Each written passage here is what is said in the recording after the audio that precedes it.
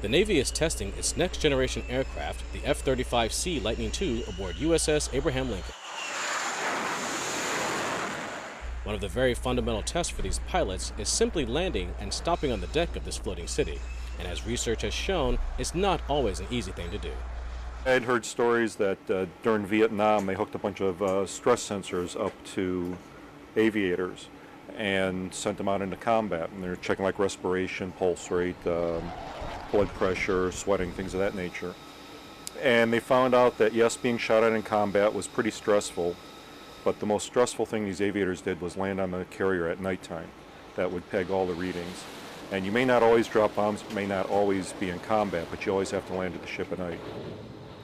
So to help the pilots, the Navy implemented various electronic systems such as radar to assist them in landing.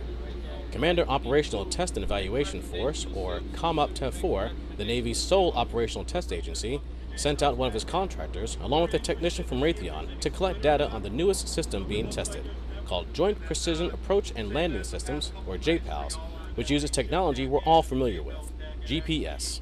There's 5 sensors spread throughout the ship that collect GPS data.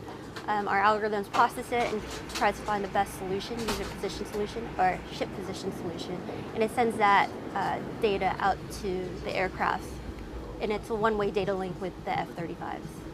The theory behind JPALS is through the use of GPS, the plane will receive a more accurate position of the ship upon approach. But that's not the only improvement JPALS can offer.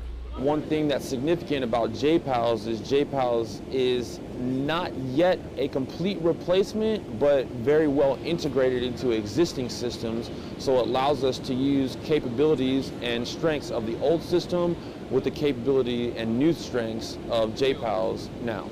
USS Abraham Lincoln is currently the only aircraft carrier with JPALS installed into their landing system, and is currently underway conducting carrier qualifications with not only the F-35s, but with FA-18 Super Hornets as well.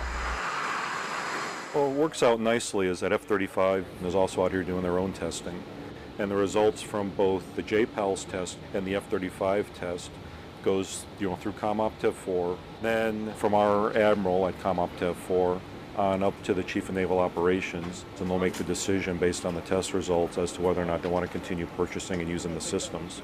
These types of first-hand operational tests performed by COMOPTEV-4 provide real data from the warfighters to help shape future systems. It means a lot being able to have people directly on board that you can interface with in real time instead of having to reach out, make phone calls after the fact, but having them actually on board to give us feedback and or corrections for later on is a tremendous help to make the JPALS implementation progress smooth.